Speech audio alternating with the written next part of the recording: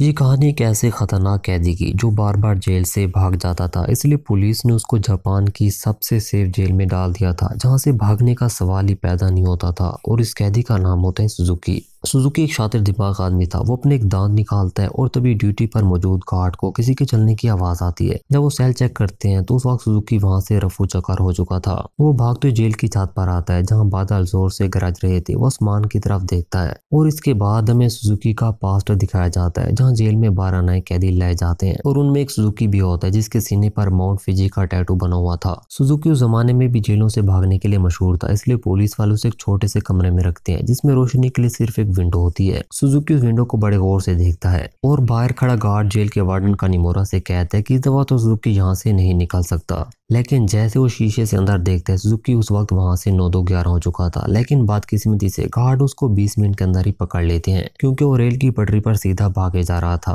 और सुजुकी को फिर से उसी रूम में बंद कर देते हैं। लेकिन इस बार उसके हाथों में हथकड़ियां थी। वार्डन उसका सारा रिकॉर्ड चेक करता है तो उसे एक अजीब बात का पता चलता है कि सुजुकी हर बार रेल की पटरियों पर पकड़ा जाता है। वार्डन इस बात का पता लगाने उसके पास जाता है तो वो देखते हैं कि सुजुकी ने अपनी हथकड़ी खोली थी। गार्ड उसे बहुत मारते हैं और पूछते हैं तुमने ये हथकड़ी कैसे खोली, लेकिन सुजुकी टास से मस नहीं होता। एक दिन हम सुजुकी को देखते हैं जिसके हाथ में लोहे की एक तार होती है और उस तार को अपनी तशरीह में छुपाकर जेल में लाया था। उस तार की मदद से लॉक खोलता है और एक बार फिर से जेल से भागने में कामयाब हो जाता है। गार्ड उसका रूम चेक करते हैं तो उसे वहां पर कोई नहीं मिलता। पूरी जेल में खलबली मच जाती है। जेल के सभी ऑफिसर मिलकर सुजुकी को पकड़ने का प्लान बनाने लगते हैं। तभी वहीं पर वो वार्डन आता है जो उन सारे ऑफिसर्स को कहता है कि तुम सारे गार्ड को रेल पटरियों पर भेजो। पहले तो उन्हें लगता है कि शायद वार्डन अकल से पैदल हो चुका है, लेकिन उसके कहने पर वो गार्ड को रेलवे ट्रैक पर भेज देते हैं जहां पर सुजुकी सच में उनको रेलवे ट्रैक पर भागते हुए मिल जाता है और उसे पकड़ लेते हैं। इस कामयाब कार्रवाई के बाद वार्डन कानिमोरा को बड़े ओहदे पर लगा दिया जाता है। इसके बाद सुजुकी कई बार जेल से भागता और रेलवे पटरियों पर पकड़ा जाता था। इसके बाद मूवी प्रेजेंट में आती है और हम सुजुकी को उसी छत पर देखते हैं। जापान की सबसे सेफ जेल को भी सुजुकी ने मात दे दी थी। वो फिर से रेलवे ट्रैक पर भागने लगता है मगर वार्डन कानिमोरा उसे रोकने का कहता है और सुजुकी सचमुच वहीं पर रुक जाता है। गार्ड वहां पर आते और उसे पकड़ लेते हैं। इस बिल्ली चूहे के खेल से तंग आकर सुजुकी को दुनिया की सबसे खतरनाक जेल में कैद कर दिया जाता है जो समंदर के बीचों बीच एक आइलैंड पर होती है। और अगर कोई वहां से भी भागने की कोशिश करता तो वो खूंखार शार्क मछलियों का शिकार बन जाता। वार्डन सुजुकी का सारा रिकॉर्ड चेक करने लगता है और इधर सुजुकी पिंजरे में बंद होता है। वो अपने कंधों को सुखड़ाकर उस पिंजरे से बाहर आ जाता है।